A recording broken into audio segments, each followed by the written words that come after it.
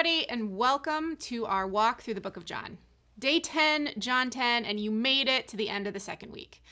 And as you hopefully know by now, we are diving into this beautiful book of the Bible to see what it has to say about who Jesus is and what Jesus invites us to. And as you read chapter 10, you'll notice that it includes a number of verses that you've probably seen quoted or maybe you've heard talked about in churches quite a bit. Sometimes maybe they're taken as sound bites. For instance, the thief comes to kill and destroy in verse 10, followed by another verse, I, Jesus, have come that they may have life and have it to the full. Or probably more familiar is verse 11. I am the good shepherd. The good shepherd lays down his life for the sheep. Any of these phrases ringing a bell? The idea of a good shepherd and this connection to Jesus is a really common one to hear. You've probably seen churches even named Good Shepherd. And now you know that this image of Jesus as a shepherd, as one who is good, most commonly comes from this chapter in the book of John. And as we read again in this chapter, in chapter 10, in verses 14 and 15, I am the good shepherd. I know my sheep, and my sheep knows me, just as the Father knows me, and I know the Father. And I lay down my life for the sheep. Maybe you've noticed and wondered other things in this chapter in John is this soundbite that you could have read in other verses about who is in and who is out when it comes to a relationship with Jesus. The idea suggested by some who read and interpret this chapter of who might be saved and therefore who is not, which comes from the image sometimes of this gate, this gatekeeper. But today, as you read, or maybe you reread chapter 10 in this book of John, I want you to set aside that notion or that soundbite. And instead, I invite you to read this chapter, remembering what we heard a few chapters ago in verse 3, in chapter 3 of John. For God so loved the world. See, God's love for the world is at the core of this entire book of John, and it's not just any love. It's love that's intimate, it's love that's abundant, it's love that's life-giving, because one of the really interesting things about this chapter in John is the first section, verses 1 through 5, which talk about this relationship between a sheep and a gatekeeper and a shepherd.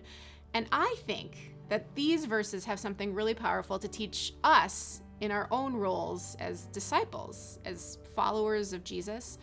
Because remember here in John, Jesus is not only talking to the Pharisees, to the religious leaders, he's also talking to his small group of followers, his disciples. He's preparing them for the future, which Jesus knows includes his own death when he's no longer with them. So listen with me here to these verses in particular, verses 3 and 4. The gatekeeper opens the gate for him, and the sheep listen to his voice. He calls his sheep by name and leads them out. When he has brought out all his sheep, he goes on ahead of them, and his sheep follow them because they know his voice. Think with me for a time in your life when someone has known your name. Are there people you can think of who looked you in the eye and said your name? I know for me, when I worked at a camp for a number of summers, it was drilled into us that we absolutely had to learn our campers' names during the first hours that we were together as a cabin.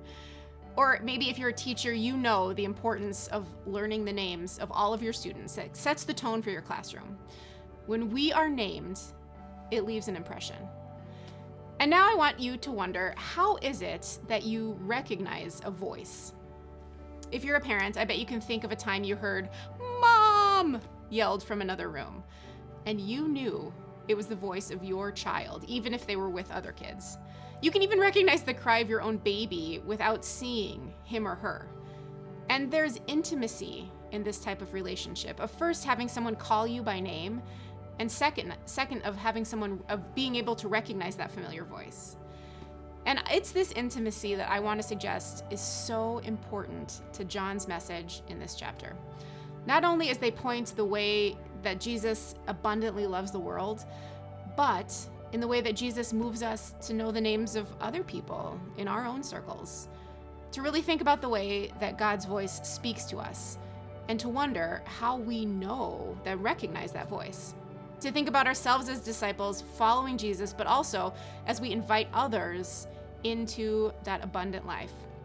So today, as you read chapter 10, I want you to think about these questions. Number 1, What would it mean for you to listen to the voice of Jesus? And number 2, how could you, as a disciple, know someone else's name as well?